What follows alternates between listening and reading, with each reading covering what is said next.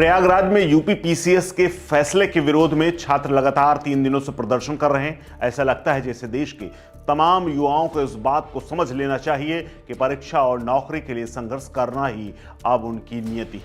ये तमाम तस्वीरें सोशल मीडिया पर तैर रही, क्योंकि अपने हक में लड़ोगे तो मुकदमे मिलेंगी, पुलिस की लाठी मिलेगी, परिवार को वकील और फिर जाकर तुम्हें जमानत मिलेगी, लेकिन नौकरी मिलेगी या तो नहीं, ये हुक्मरान और ऐसे शासनिक अधिकारी जाने।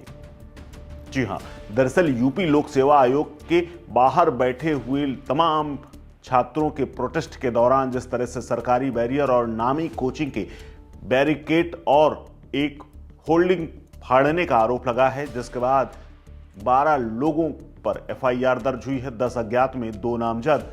और इन सब के बीच में जिस तरह से छात्रों को उठाकर थाने में बैठाला गया है, उससे चंद्रशेखर आजाद बेहद खफा हैं। दरअसल बीते 3 दिनों से छात्रों ने पूरी रात जागकर और दिन में आयोग के बाहर डेरा डाल रखा है, और फिर भी इसके बाद आयोग की तरफ से कोई जवाब नहीं आया, और इसीलिए नगीना के सांसद छात्रों के साथ खड़े हो गए हैं। बीते 48 घंटे से आयोग के बाहर डटे प्रतियोगी छात्रों का कहना है कि 2 दिन परीक्षा की प्रणाली से उनके साथ अन्याय होगा और नॉर्मलाइजेशन भी गलत है। छात्रों का प्रदर्शन लगातार जारी है और इसी के विरोध में नगीना सांसद चंद्रशेखर आजाद ने सरकार से सवाल किया है कि 2 दिवसीय परीक्षा की जरूरत क्या है। प्रतियोगी छात्र परीक्षा में अगर नॉर्मलाइजेशन की प्रक्रिया का विरोध कर रहे हैं तो ऐसा सरकार उनकी मांग क्यों नहीं मांग ले रही है। वो चाहते हैं कि परीक्षा एक ही दिन आयोजित की जाए, जिससे सभी प्रतियोगी छात्रों को समान प्रश्न और किसी से भेदभाव न हो। आपको बता दें कि कोचिंग की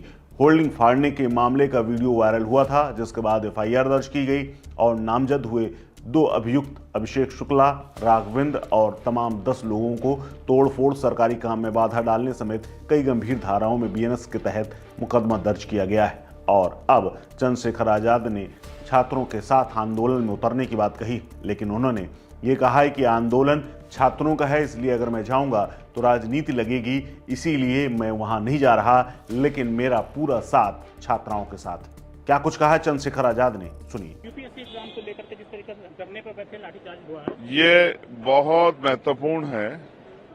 आप ये समझिए, मैं उन बच्चों का धन्यवाद देता हूं जो अपने अधिकारों के लिए लड़ रहे हैं। वो जागरूक हैं, वो देश के सच्चे नागरिक हैं। मैं वहां जाना चाहता हूं, लेकिन इसलिए नहीं जा रहा हूं क्योंकि उनके आंदोलन पे कोई सवाल ना खड़ा हो कि पॉलिटिकल है, लेकिन मैं हम उनके साथ खड़ा हूं। हमारी पार्टी संगठन उनके साथ खड़ा है। हमारी बेटियां वहां बैठी हैं, हमारी बच्चियां बैठी हैं, बच्चे हैं वहां, सब नौजवान हैं, देश भर से आए हुए लोग हैं। इसलिए बैठे हैं कि उन्होंने बिल्कुल सही कहा कि 1 नेशन 1 इलेक्शन की बात करने वाली सरकार 1 डे 1 शिफ्ट में एग्जाम क्यों नहीं करा सकती है। 41 सेंटर पे आप करा रहे हो, बाकी 34 सेंटर पे आपको उम्मीद है कि पेपर लीक हो जाएगा। पुलिस की भर्ती का पेपर लीक हुआ, दरोगा की हुआ, पटवारी का हुआ, कोई ऐसी भर्ती इसका पेपर लीक नहीं हुआ। अब तो हाई स्कूल, इंटर, ग्रेजुएशन के पेपर लीक होने लगे हैं।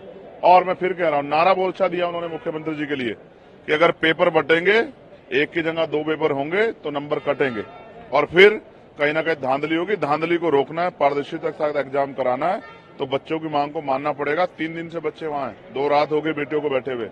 ये बेटियों का पूजन करने वाली सरकार को क्या हो गया है? बिल्कुल ही संवेदनशीलता बिल्कुल ही खत्म हो गई है। तो मुख्यमंत्री जी तानाशाही ना करें, उनकी मांग माने, और हम और हमारी पार्टी उन बच्चों के साथ खड़े हैं। अगर मजबूरी ना होती कि उनके आंदोलन पे कोई सवाल खड़ा हो तो मैं उनके बीच जाके वहीं बैठता, सड़क पे। इस खबर में फिलहाल इतना ही। अपडेट्स के लिए बने रहिए वन इंडिया हिंदी के साथ। नमस्कार।